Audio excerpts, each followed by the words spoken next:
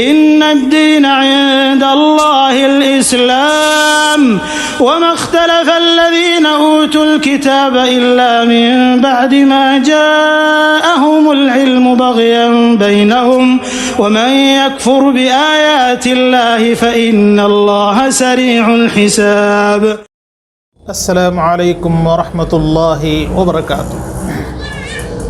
ان الحمد للہ نحمده ونستعینه ونستغفره ونعوذ باللہ من شرور انفسنا ومن سیئات اعمالنا من يهده الله فلا مضل له ومن يضلل فلا هادي له واشهد ان لا اله الا الله واشهد ان محمدا عبده ورسوله.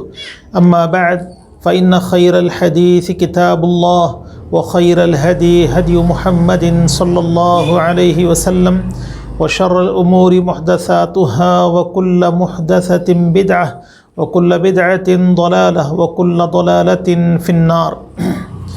أعوذ بالله من الشيطان الرجيم. بسم الله الرحمن الرحيم. يا أيها الذين آمنوا اتقوا الله حق تقاته ولا تموتن إلا وأنتم مسلمون. يا أيها الناس اتقوا ربكم الذي خلقكم من نفس واحدة وخلق منها زوجها وبث منهما رجالا كثيرا ونساء واتقوا الله الذي تساءلون به والأرحام إن الله كان عليكم رقيبا. يا أيها الذين آمنوا اتقوا الله وقولوا قولا سديدا يصلح لكم أعمالكم ويغفر لكم ذنوبكم ومن يطع الله ورسوله فقد فاز فوزا عظيما. تمام تعریفیں اللہ رب العالمین کے لیے. سبحان اللہ و بحمدہ سبحان اللہ العظیم. اور درود و سلام نازل ہوں اللہ کے آخری نبی جناب محمد الرسول اللہ صلی اللہ علیہ وسلم پر. اللہم صلی علی محمد وعلی آل محمد کما صلیت علی ابراہیم وعلی آل ابراہیم انک حمید مجید.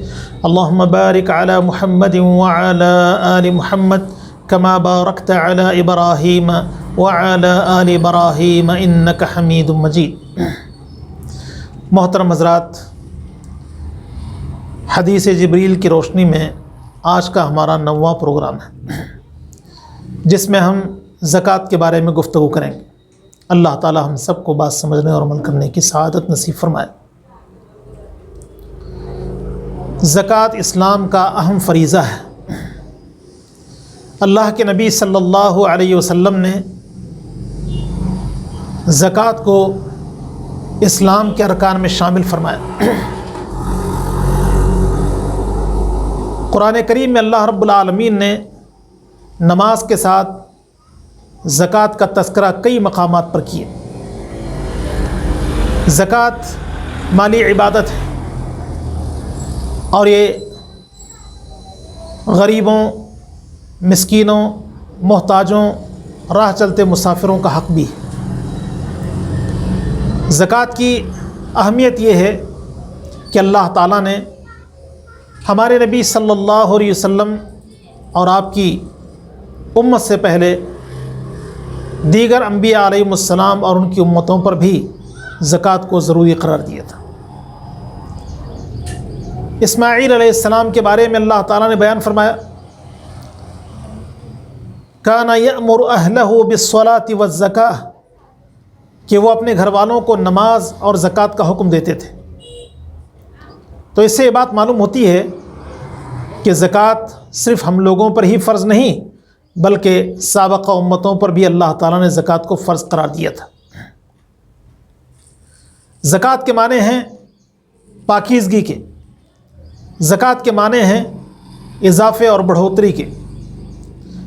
یعنی اگر کوئی آدمی اپنے مال کی زکوٰۃ دیتا ہے تو اس کا مال پاک و صاف ہو جائے گا اور شر سے محفوظ ہو جائے گا. اس کا مطلب یہ نہیں ہے کہ انسان حرام طریقے سے مال کو کمائے اور زکوٰۃ کو ادا کر کے مال کو حلال کر لے، نہیں، بلکہ ایک مسلمان ہمیشہ حلال کمانے کا مکلف ہے. تو جو روزی وہ کما رہا ہے اس میں وہ زکوٰۃ ادا کرے گا۔ زکوٰۃ مال میں اضافے کا باعث بھی ہے۔ اللہ کے نبی صلی اللہ علیہ وسلم نے ارشاد فرمایا کہ صدقہ دینے سے مال میں کمی نہیں آتی، بلکہ مال کو اللہ رب العالمین بڑھاتا ہے اور نیکیاں بھی بڑھ جاتی ہیں۔ ایک طرف تو دنیاوی اعتبار سے مال میں اضافہ ہوتا ہے، اور دوسری طرف اللہ رب العالمین اس کی نیکیوں کو بڑھا چڑھا کر دیتے ہیں۔ اللہ کے فضل میں کوئی کمی نہیں ہے۔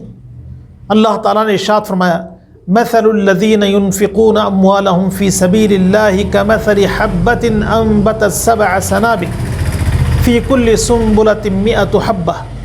جو لوگ اللہ رب العالمین کی راہ میں مال کو خرچ کرتے ہیں، ان کی مثال اس دانے سے دی گئی ہے جو زمین میں ڈالا جاتا ہے۔ اس سے ایک پودا نکلتا ہے اور اس پودے میں 7 بالیاں ہوتی ہیں اور ہر بالی میں 100 دانے۔ تو ایک دانہ 700 دانوں کا سبب بنا۔ تو اگر کوئی آدمی اللہ کی راہ میں 1 روپیہ خرچ کرتا ہے تو اللہ رب العالمین اس کو 700 نیکیاں عطا فرماتا ہے، بلکہ اللہ تعالیٰ چاہے تو اس سے بھی اور اضافہ کر کے دے۔ تو زکوٰۃ دینے سے انسان کا مال پاک و صاف ہوتا ہے، اللہ رب العالمین اس کو گناہوں سے پاک و صاف کر دیتا ہے، اور دوسرا یہ کہ مال میں اللہ تعالیٰ اضافہ فرماتا ہے۔ زکوٰۃ صاحب نصاب کے لیے مختلف اجناس میں نصاب مقرر کر دیا گیا ہے۔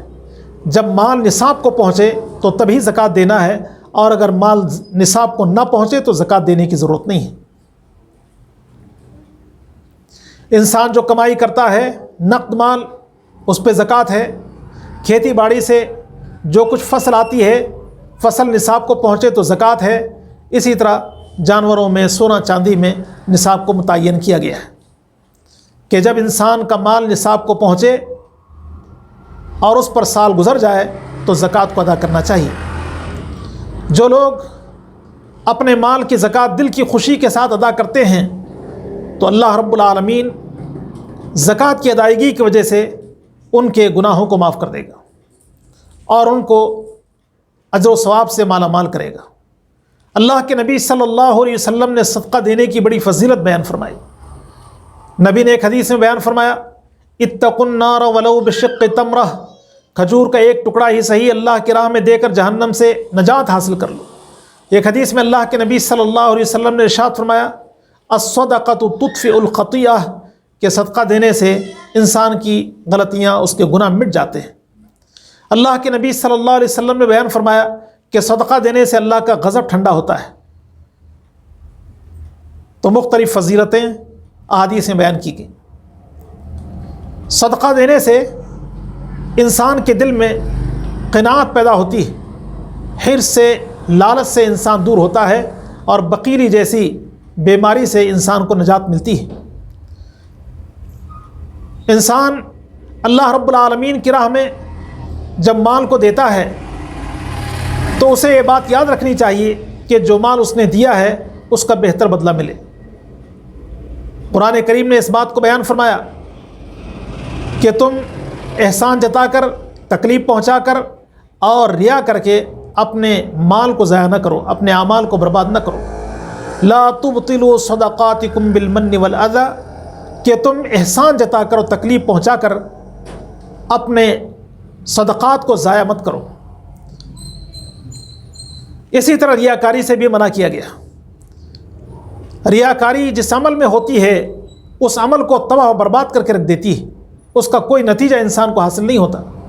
تو نہایت ہی اخلاص کے ساتھ، دل کی خوشی کے ساتھ، ثواب کے ارادے سے انسان کو مال دینا چاہیے، اور مال دیتے ہوئے یہ بات بھی یاد رکھے کہ گھٹیا مال اللہ کی راہ میں نہ دے۔ اللہ تعالیٰ نے ارشاد فرمایا لن تنالوا البر حتى تنفقوا مما تحبون، جب تک متاع عزیز کو تم نہیں دو گے نیکی کو پا نہیں سکتے۔ تو اللہ رب العالمین کی راہ میں دیا جانے والا مال صاف ستھرا ہونا چاہیے اور عمدہ ہونا چاہیے۔ جو لوگ اپنے مال کی زکوٰۃ نہیں دیتے ہیں ان کو سخت سزا دے دی جائے گی۔ جو لوگ جانوروں کی زکوٰۃ نہیں دیتے، اللہ کے نبی صلی اللہ علیہ وسلم نے بیان فرمایا کہ قیامت کے دن ان جانوروں کو فروا کیا جائے گا، زکوٰۃ نہ دینے والوں کو لٹا دیا جائے گا، اور جانور جن میں بکریاں ہیں، گائے اونٹ وغیرہ رونتے رہیں گے، اس کو کاٹتے رہیں گے، اپنے سینگوں سے مارتے رہیں گے اور اپنے پیروں سے اس کو رونتے رہیں گے، یہی عذاب چلتا رہے گا۔ اللہ کے نبی صلی اللہ علیہ وسلم نے زکوٰۃ خوشی سے نہ دینے والے کے بارے میں بھی یہ بات بیان فرمائی کہ زکوٰۃ خوشی سے نہ دینے والا بھی زکوٰۃ کو روکنے والے کی طرح ہے۔ جو لوگ سونا چاندی کی زکوٰۃ نہیں دیتے، اللہ رب العالمین نے بیان فرمایا کہ سونا اور چاندی کی پلیٹیں بنا دی جائیں گی، جہنم کی آگ میں ان کو تپایا جائے گا، اور زکوٰۃ نہ دینے والے کی پیشانی پر، پہلو پر اور پیٹھ پر داغا جائے گا۔ جن کو اللہ رب العالمین نے نقد مال دیا ہے اور اپنے مال کی زکوٰۃ نہیں دیتے، تو کل قیامت کے دن ایک سانپ ان کے گلے میں ڈال دیا جائے گا، اور سانپ انسان کو ڈستے ہوئے کہے گا میں تیرا مال ہوں، میں تیرا خزانہ ہوں۔ اسلام میں زکوٰۃ کی اہمیت اتنی ہے کہ جو شخص زکوٰۃ نہیں دیتا وہ دائرہ اسلام سے باہر ہو جاتا ہے۔ اللہ کے نبی صلی اللہ علیہ وسلم کے بعد کچھ لوگوں نے زکوٰۃ نہ دینے کا اعلان کر دیا۔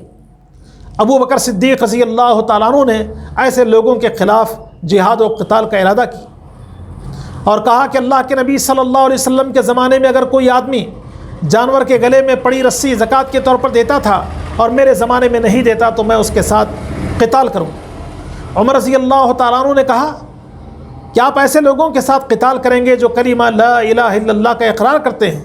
تو ابو بکر صدیق رضی اللہ تعالیٰ عنہ نے بیان فرمایا کہ اگر کوئی آدمی اسلام کو اس کے حق کے ساتھ تسلیم نہیں کرتا تو ابو بکر اس کے ساتھ جہاد و قتال کرے گا۔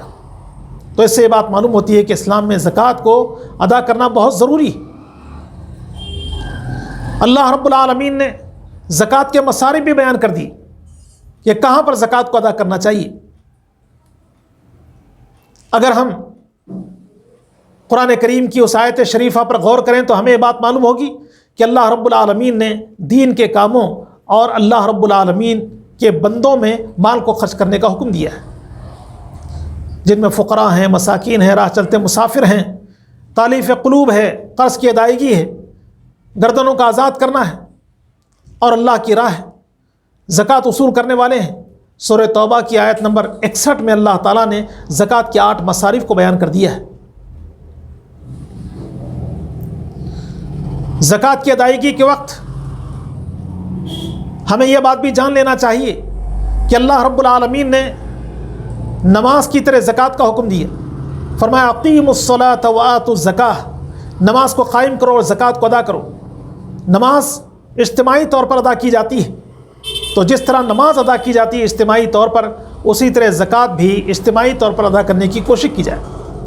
اگر کوئی آدمی انفرادی طور پر زکوٰۃ دیتا ہے تو اس کی زکوٰۃ بھی مقبول ہے، اگر اجتماعی طور پر زکوٰۃ دے دی جائے تو زیادہ فائدہ حاصل ہو سکتا ہے۔ تو بہرحال زکوٰۃ اسلام کا ایک اہم فریضہ ہے، اس کی ادائیگی میں دنیا اور آخرت میں بڑے فائدے ہمیں حاصل ہوں گے۔ اللہ تعالیٰ سے دعا ہے کہ اللہ ہم سب کو زکوٰۃ کی ادائیگی کی توفیق عطا فرمائے، آمین۔ وآخر دعوانا الحمد للہ رب العالمین، والسلام علیکم ورحمۃ اللہ وبرکاتہ۔